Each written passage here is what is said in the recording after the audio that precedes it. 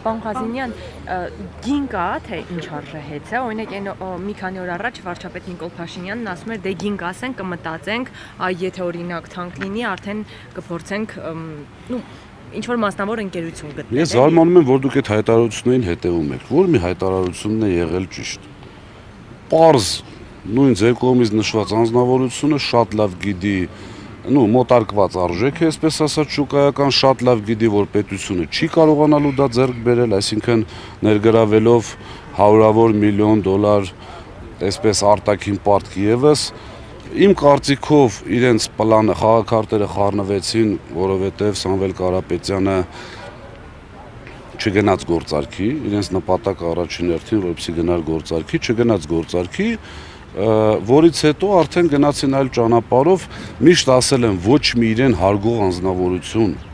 կամ բարի համբավ ունեցող, կապ չունի միջազգային թե ներքին կազմակերպություն հեծը չի գնելու։ Այստեղ կա այսպես բարոյական կոդեքս,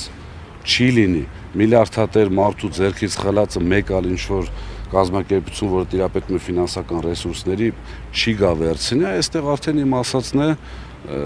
որ ուժերին է կամ որ երկրներին ձեռք տալիս սա ձեռք բերել։ Այսինքն կասկածում եք, որ այստեղ իրենց սրտի օլիգարխներից մեկին կգտնեն եւ նա էլ կգնի հեծը։ Դե ստիպելու միջոցների վրա իրենց չեմ կասկածում, իրենք այդ գործիքակազմին տիրապետում են շատ ավելի լավ, քան բոլորը ընդհանրապես միջազգային այսպես փորձով, բայց գիտեք, այնտեղ պայմաններ կարող են լինել։ Ասենք իրենց օլիգարխին ստիպում են գնելու, նա ասում է, չէ,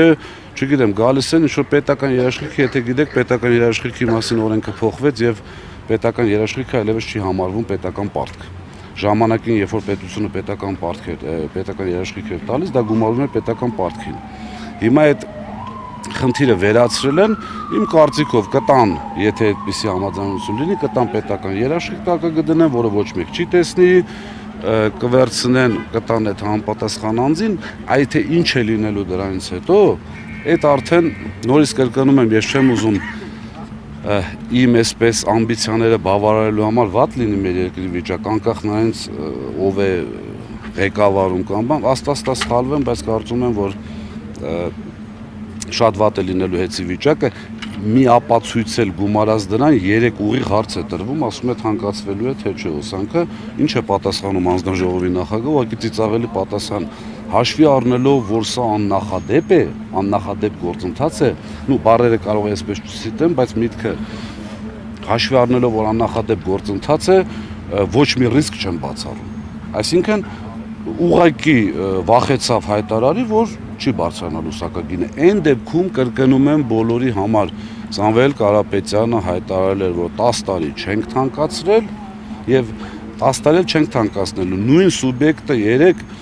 ասում է իսկ ով կարող ասի թանկացնելու ենք թե չենք թանկացնողը միայն հանձնաժողովն է։ Սամվել Կարապետյանը հայտարարել է, որ մենք հայտով հանդես չենք գալու, որպեսզի թանկանա։ Մնացած արտադրողների մասով, մյուս մասնակիցների մասով իհարկե հանձնաժողովը կարող է թանկացնել։ Ներեցեք, այսինքն մի հարց, իսկ կարող են նախընտրական շրջանում էժանացնել, հետո նորից բարձրացնել։ Կարող է այդպիսի սցենար Մոտավորապես ճանաչելով իշխանությունների գործելավոճը ես ոչինչ չեմ բացառում։ Պարոն Ղազինյան, ի վերջո հեծի հետ կապված այս ամբողջ գործընթացը ինչ ազդեցություն կարող է ունենալ Հայաստանում միջազգային ներդրումների վրա եւ այս ընթացքում խոսել եք ձեր գործընկերների հետ միջազգային դրանք առհասարակ ինչ են մտածում։ Եվ արդյոք պատրաստվում եք որևէ ուղղությամբ որևէ հետազոտություն անել, թե դրա կարիքը չկա, ամեն ինչ բարձ է արդեն։ Չէ, բանի մասով, ներդրումների մասով թվերն են հրապարակվում, տեսնում եք, որ խայտարակ վիճակում են, որպես այդպիսի ներդրում չի կարող լինել, բայց նորից կրկնում եմ, գիտեք, որ խնդրեն կներեք, մի քիչ առաջ կգաք։ Յուրաքանչյուր նորմալ մարդկանց կամ կազմակերպությունների դեպքում աշխատում է տրամաբանությունը, ճիշտ է, հիմա եկեք իրար տրամաբանենք։ Կա շատ մեծ ընկերություն, որը ունի եւ աշխատանքային փորձ եւ այնպիսի աշխատակիցներ, որոնք կարողանում են յուրաքանչյուր տեղ ներդրում անելուց առաջ, չէ՞, ստուգել է տեղի հարկային դաշտը, պետական օրենքները, ամեն ինչը։ Հիմա պատկերացրեք, ինչ որ մեկը ուզում է Հայաստանում ներդրում անել։ Բացի վերոնշյալ երկու, այսպես ասած, ճշնամական երկրներից։ Գալիս են այստեղ ուսումնասիրում են, տեսնում են, որ կար մի գործարար, որը հեծսն ընկացման եզրին եկավ վերցրեց, խնդրանքով եւ այլևել։ Այսպես կանգնացրեց ոտքի, հետո հասկացավ, որ իր պետությունը գնում է կործանման եւ եկեղեցու հետ կապված պաշտպանության հայտարարություն եղավ, որի արդյունքում, այսպես արագացված եմ ասում, արդյունքում այդ ակտիվը խլեցին։ Հիմա ես հարցը ձեզ եմ տալի, դուք պատասխանեք։ Որևէ միջազգային ներդրող, կլինի դա անձ թե կազմակերպություն, այդ ամեն ինչը տեսնելով ներդրում կանի։ Բնականաբար չի անում։ Գործունեությունը հայ ՍՑԿ-ի որոշման հետ բողոքարկելու հնարավորություն կամ բողոքարկել ինչ է կանել։ Ես բազմաթիվ անգամ ասել եմ, որ իշխանությունների են մանիպուլյացիան, որ տեսեք Սամվել Կարապետյանը դատի է տալիս պետության եւ այլն, խնդրում եմ մեր հայրենակիցներին, որպեսզի հասկանան մի բան, մենք երբևիցե չենք նույնականացրել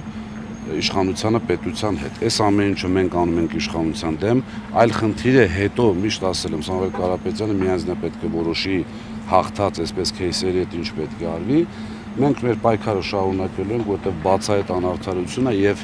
ձեզ այսպես մի փոքրիկ երևի թե պարոն Կարապետյանից դից կնեղանա, որ ես դա ասում եմ, բայց այսպես խոսակցությունների մակարդակով ու ինձ ամենայն դեպս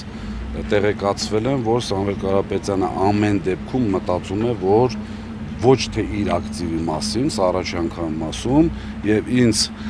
այսպես հասցրել է, որ մենք միևնույն է պետք է պայքարենք, որովհետև հեծը վերաբերվում է ամբողջ ազգին եւ սրանք հեծը բերելու են այն վիճակին, որ տուժելու է ամբողջ ազգը։ Հենց դրա պատճառով էլ պայքարելու ենք։ Պարոն Ղազիմյան, մենք մի փոքր ուշ միացանք հարցազրույցին, այսօրվա վճռից դատարանորի ինչ ակնկալիք ունեք։ Չունեմ ակնկալիք, բայց շատ կուզենամ սխալված լինի։ Երեք տարածվում են լրատվամիջոցները, որ 2 ամսով կլանավորելու են։ Որ լրատվամիջոցները, որ էտել շի, դե պարզ չի։ Մի քանի։ Պարզ չի, կարող ժամանակագրությունն են խառնել։ Իսկ թվում է պարզ է, ինչա կատարվում։